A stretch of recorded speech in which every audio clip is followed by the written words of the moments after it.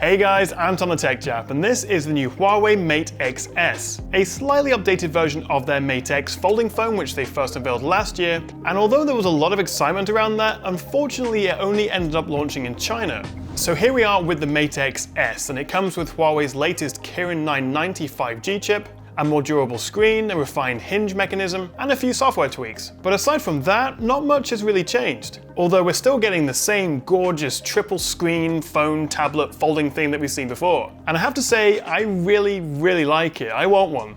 So right now, as I'm filming this, I actually don't have official availability or pricing for the Mate XS, although I've been told that it's going to come to China and some overseas territories. And as for pricing, the original Mate X was due to cost about 2,300 euros in Europe, although of course it never came out. And hopefully, I've been told the new Mate XS will be a good deal cheaper because Huawei's basically reduced the cost of their production process. So if it comes in cheaper than the $2,000 Galaxy Fold, then this would definitely make it more tempting.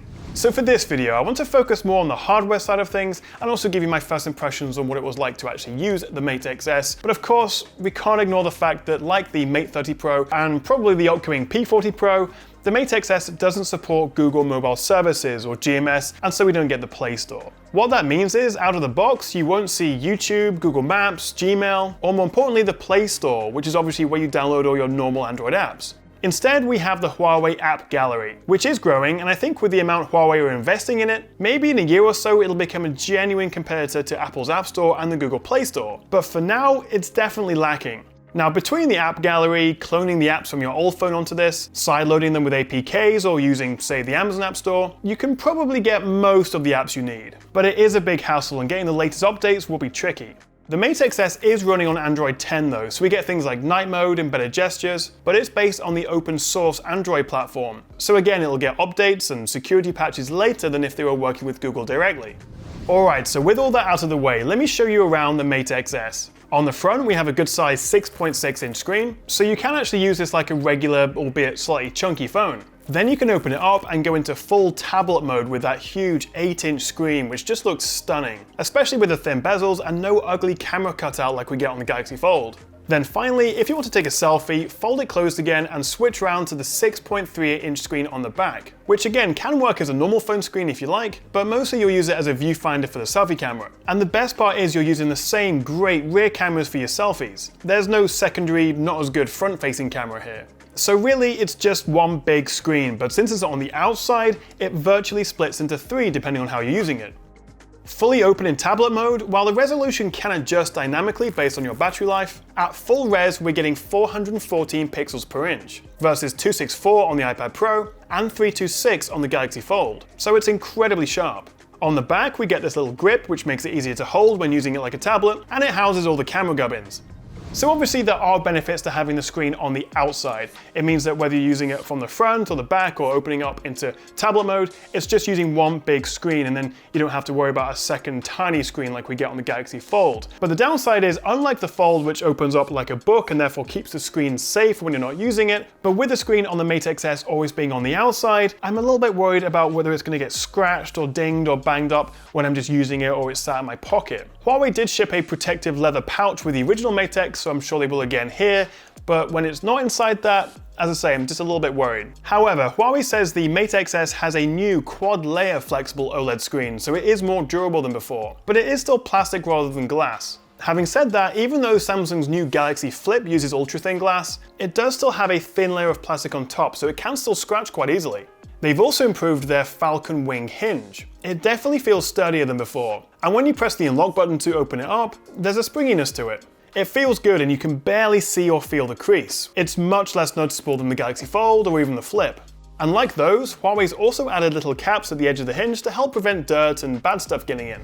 I do have one issue though, and that's the sound it makes.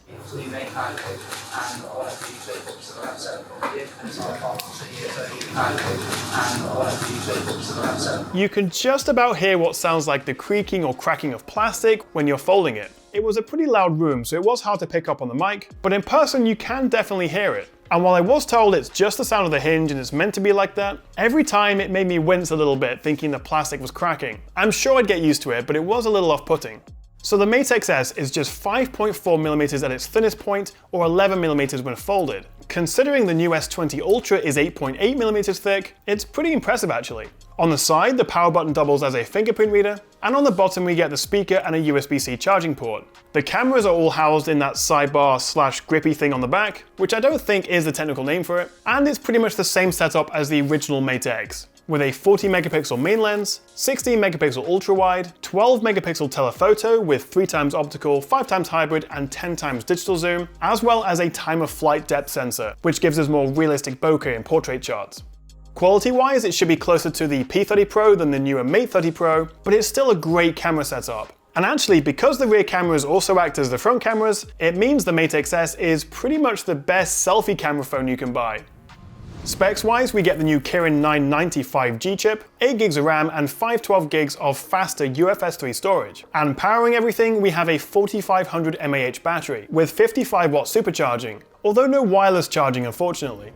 Now, to make use of that huge 8-inch screen, you can swipe in to bring up an edge panel of quick app shortcuts. It's very similar to what we get on the Galaxy Fold and other Samsung phones, but it means we can then easily have two apps side by side in split view, and even a third floating app on top which you can move around. And because there's so much screen space, it's actually genuinely comfortable to multitask like this. And you can also then save and keep them as individual little desktops like you get on a Mac, which you can then switch between in the recently used apps menu. It's pretty cool actually. So overall, I am actually really impressed by the Mate XS, and while it is definitely a refinement rather than revolution of the Mate X, it's still a really cool bit of kit and I can't wait to test and review it properly. My fingers are crossed that we'll actually see it outside of China this year, and hopefully also it'll be a lower price than the original Mate X was as well. I do still have a couple of concerns about whether that screen's going to get scratched, or the Huawei say it is more durable than before. Also the slight crunching sound it makes when actually folding it, which as I say I've been told is how the hinge is supposed to work and supposed to sound, but it's a little bit off-putting. And of course, lack of Google is still a big deal. I'm hoping that over time, as I say, the App Gallery store does get better, maybe there'll be more workarounds, but for now it is still definitely worth keeping in mind if you're thinking about buying the Mate XS. As I say, I'll add final pricing and availability in the description below, but what do you think? Would you be tempted to buy one? And how big of a deal is the lack of Google for you?